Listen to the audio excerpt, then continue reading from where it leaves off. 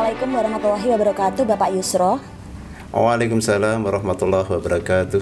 Kami menjuluki Bapak Yusro itu seperti itu, yaitu MC abadi di acara Perang Obor. Dan alhamdulillah kebetulan meskipun saya kurang sedikit memahami tentang seperti apa sih riwayat Perang Obor, tapi dipercaya untuk mendampingi Bapak sebagai partner Bapak untuk bergabung di MC Legend itu tadi, Pak. Gimana sih Pak sebetulnya untuk menjadi MC abadi di acara Perang Obor itu? Apakah ada persyaratan-persyaratan khusus gitu Pak? Pada waktu zaman Bapak petinggi Dr. Andes Haji Nur Hamid itu ya, jenengan udah kenal ya waktu itu ya, mungkin ya. Nah itu kan saya diminta untuk jadi MC di Perang Obor itu gitu. Jadi mulai dari Pak petinggi itu, Pak Nur Hamid itu sampai sekarang itu saya bukan didaulat ya, ya diminta lah gitu. Ya, itu diminta itu kok terus akhirnya orang-orang ya sekitar situ dan dari perangkat juga, Pak pokoknya jenengan terus yang jadi MC gitu. Ya jangan gitu, kan masih banyak generasi muda yang masih fresh, masih segar, masih ya pokoknya lebih baiklah daripada saya. Tapi kenyataannya masih diminta gitu loh. Sebenarnya yang lebih pandai, lebih pintar banyak sih. Cuman nggak tahu ya kenapa masyarakat memilih saya gitu loh. Yang alasannya apa gitu, saya juga kurang paham juga sih. Karena kalau menilai diri saya sendiri itu sebenarnya ya saya itu nggak bisa gitu loh. Baik Pak, di sini kami tertarik dengan tadi cerita singkat Bapak tentang mulai tahun berapa Pak itu Pak? Sebelum tahun 2002 kayaknya begitu. Terus tahun 2000 yang menarik sekali ini tahun 2006 itu saya selama Pak Nur Hamid menjabat petinggi itu saya manggung itu sudah 2 kali di panggung besar itu. Terus akhirnya 2006 itu saya didaulat untuk menjadi panitia pemecah rekor muri yang pada waktu itu petingnya Pak Nur Hamid juga, dan 2006 itu saya juga jadi panitia juga sekaligus menjadi MC-nya juga. Seperti itu. Nah, pada waktu itu alhamdulillah ya, itu sangat memeras tenaga dan pikiran waktu itu. Mungkin Mbak Dinda masih ingat apa ya? 2006 itu sekecamatan tahunan itu pesertanya itu membawa obor. Iya. Gitu. Dan alhamdulillah pada waktu itu bisa memecahkan rekor muri itu. Betul. Setelah mengalahkan dari Solo atau Surakarta itu waktu itu gitu. Mulai dari tahun 2002 sampai 2022. Nah ini kayaknya kalau dihitung 20 tahun nih Pak ya. 20 tahun MC Legend, MC melegenda sampai sekarang. Gimana ini Pak? Adakah sesuatu yang menarik di situ? Yang menarik ya 2006 itu. Itu memang betul-betul suatu momen yang luar biasa buat saya itu. Karena kesekian tahun itu kan biasa-biasa aja. Ya paling tamunya juga dari pejabat teras Kabupaten Jepara saja. Kalau waktu pemecah rekor muri itu kan memang mendatangkan dari Semarang itu juga kan. Itu lah, terus juga pesertanya itu kan juga dari seluruh kecamatan tahunan itu kan, mulai pendidikan SD sampai tekan SMP, SMA itu semua dikerahkan semua untuk itu, sehingga betul-betul ini sangat membuat dak-dikduk saya ini nanti betul-betul bisa mencapai target atau tidak. Kalau tidak itu kan berarti kan ya kurang sukses kan seperti itu. Dan alhamdulillah setelah diumumkan itu sukses dan kita bisa menerima penghargaan pemecah muri itu. Itu yang sangat betul-betul menjadi catatan sejarah buat saya sendiri dan juga untuk masyarakat Tegal Sambi dan Kabupaten Jepara umumnya ini. Di sini banyak yang mengatakan Pak, setelah survei kami membuktikan bahwa banyak yang bilang MC Perang Obor kalau enggak Pak Yusro enggak afdol gitu. MC Perang Obor kalau enggak Pak Yusro kurang greget gitu ya. Ada yang bilang kayak gitu dan enggak cuma 1-2 orang. Dan di sini mungkin ada tirakat-tirakat khusus atau mungkin syarat-syarat khusus gitu Pak yang kami tanyakan, kenapa sampai menjadi wacana seperti itu, atau mungkin dalam tanda petik kalimat quote yang keren gitu. Kalau enggak Pak Yusro kurang afdol. Nah ini loh Pak, seperti apa? Sebenarnya sih trik-trik yang khusus itu sebenarnya nggak ada sih. Cuman bondo nekat dan percaya diri itu aja. Itu bondo nekat dan percaya diri. Enggak Pak, mungkin di sini ada sesuatu hal, mungkin Bapak pernah mengalami sesuatu yang mistis atau apa gitu mungkin, yang pernah Bapak alami. Oh gitu. Kalau hal-hal semacam itu sih, kalau di Tegal Sambi itu memang hal-hal yang mistis itu kayak ya memang lumrah dan banyak sih. Cuman saya kalau mau menceritakan itu ya tanda kutip itu kan banyak orang yang suka dan tidak suka, terus ada orang yang mengatakan syirik dan sebagainya, jadi agak-agak gimana gitu. Tapi kalau soal mistik itu ya memang ada sebenarnya sih. Pada saat-saat kita nge-MC itu terkadang kita itu kayak ada apa ya, roh atau bayangan atau apa yang kayak melintas gitu. Jadi pada saat itu apakah ini bayangan memang dari sesepuh kita yang ada di Tegal Sambi, ataukah memang ini hanya fata morgana? Jadi hal itu masih apa ya? Tanda tanya. Ya tanda tanya. Apakah ini memang pada sakralnya kita acara perang obor itu memang istilahnya yang dari apa ya? Sesepuh dahulu Tegal Sambi itu memang pada saat itu memang muncul atau memang memberikan suatu support atau gimana, itu saya nggak tahu. Tapi yang jelas itu memang kayak ada sesuatu yang memang melintas untuk melihat atau gimana prosesi acara perang obor itu sendiri gitu loh. Di samping itu kalau di Tegal Sambi itu kan kalau pas saat sedekah bumi itu kan ada apa ya, semacam macan putih yang bisa menjelma pada saat acara siang itu, ada wayang itu biasanya macan putih itu muncul gitu. Di sini ada juga yang bilang bahwa ini nggak boleh ditinggalkan. MC ini juga Pak Yusro ya Pak Yusro gitu. Dan Pak Yusro memang cenderung MC-nya memang khusus di perang obor. Kalau misalnya saya melihat di acara-acara lain, MC-nya bukan Pak Yusro, tapi Pak Yusro ini harus wajibun gitu di perang obor. Nah, di sini banyak timbul pertanyaan dari kami, mungkin dari masyarakat ya Kota Jepara juga, sampai mengenal sosok Pak Yusro ini. Oh Pak MC, oh Pak MC perang obor, Master MC kita gitu di perang obor. Gimana tuh rasanya Pak dengan slogan-slogan itu?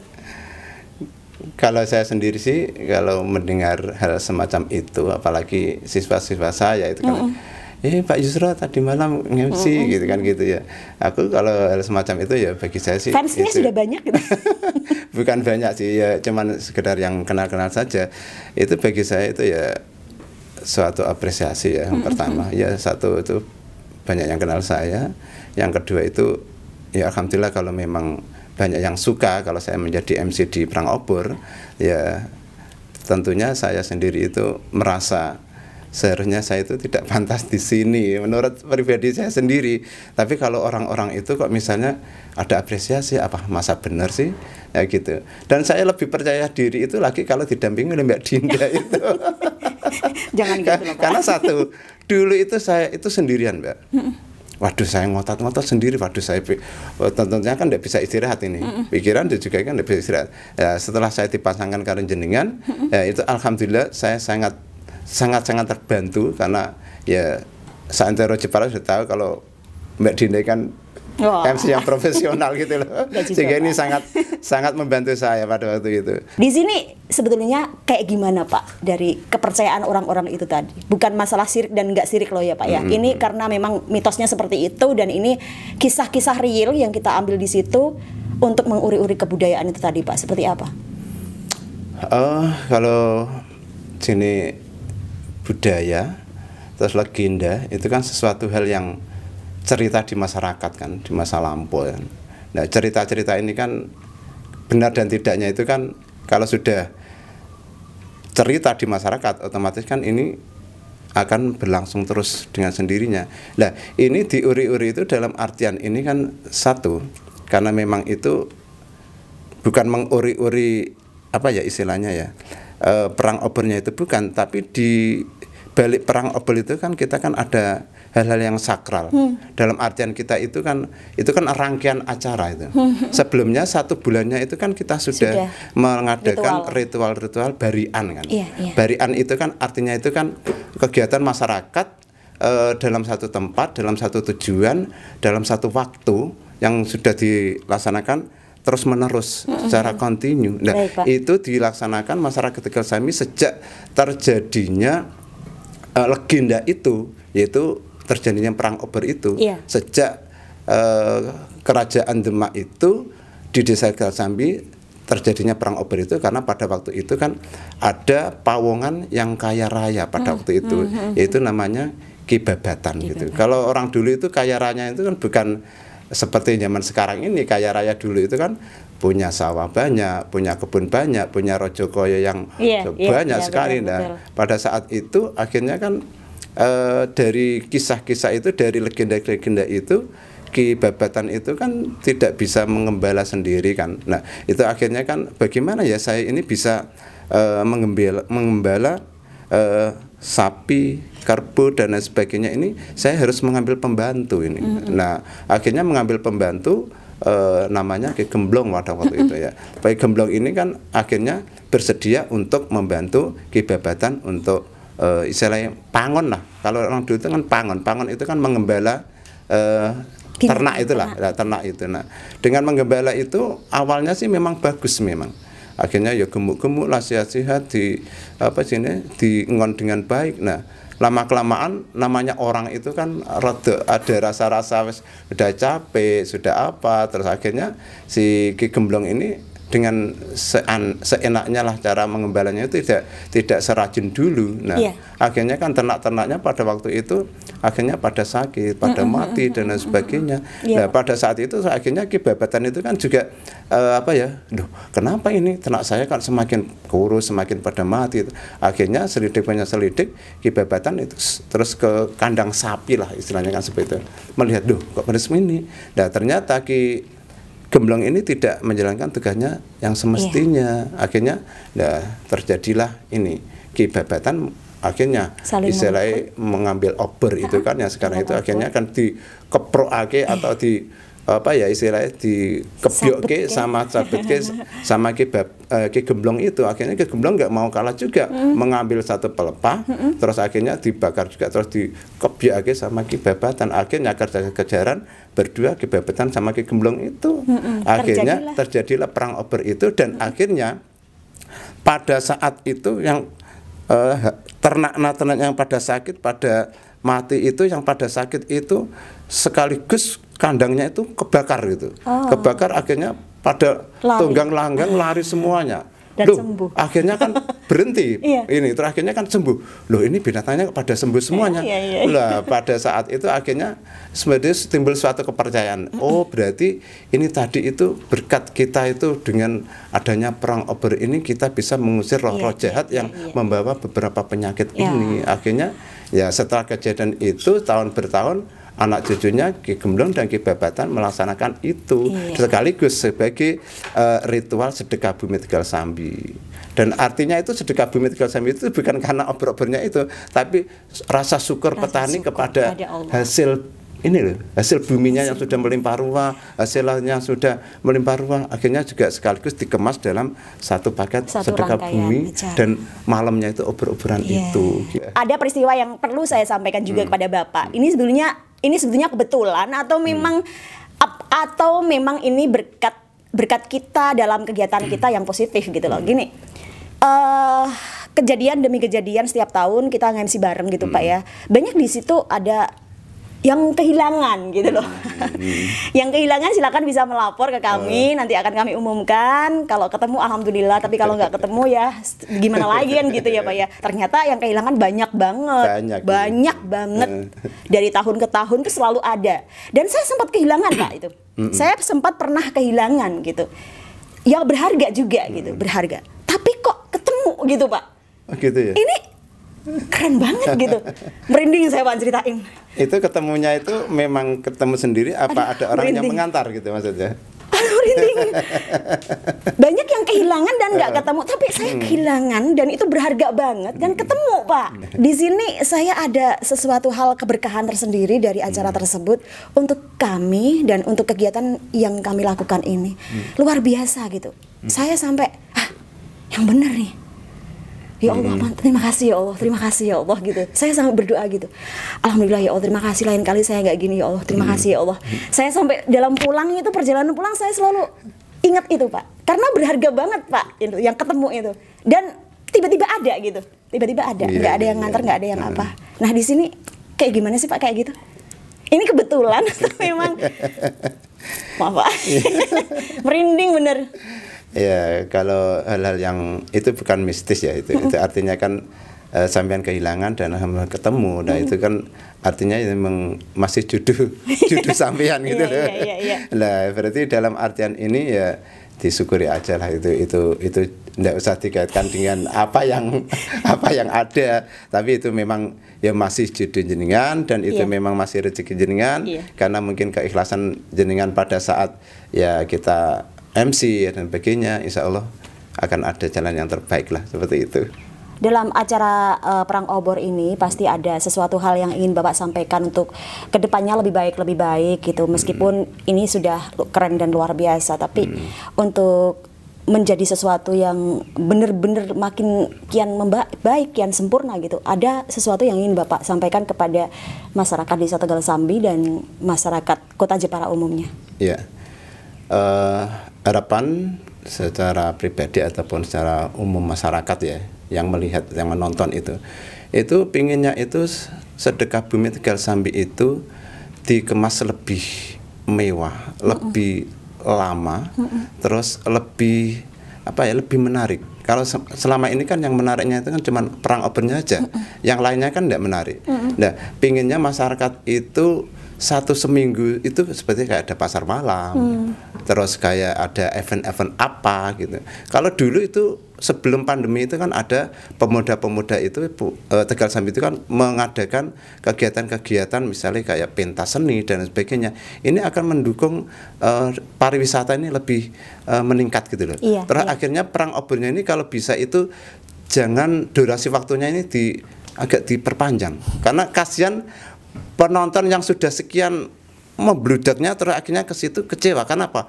Baru lihat sebentar sudah selesai. Oh ya. Iya, ini kalau ada bisa 2 sesi atau 3 sesi kalau gitu bisa itu dibuat 2 sesi. Kalau misalnya satu sesi ini 50, nanti sesi kedua 50 atau sesi ketiga nanti atau berapa orang lah yang sehingga durasi waktunya ini bisa lebih lama. Selesainya sampai jam 1 malam dong, Pak, kalau gitu. Enggak masalah. kan ganti personil. Oh gitu ya. Ya kan gitu. Sehingga penonton ini betul-betul menikmati sajian yang tidak ada setiap hari, setiap minggu, setiap bulan tidak bisa kita nonton kecuali 1 tahun sekali.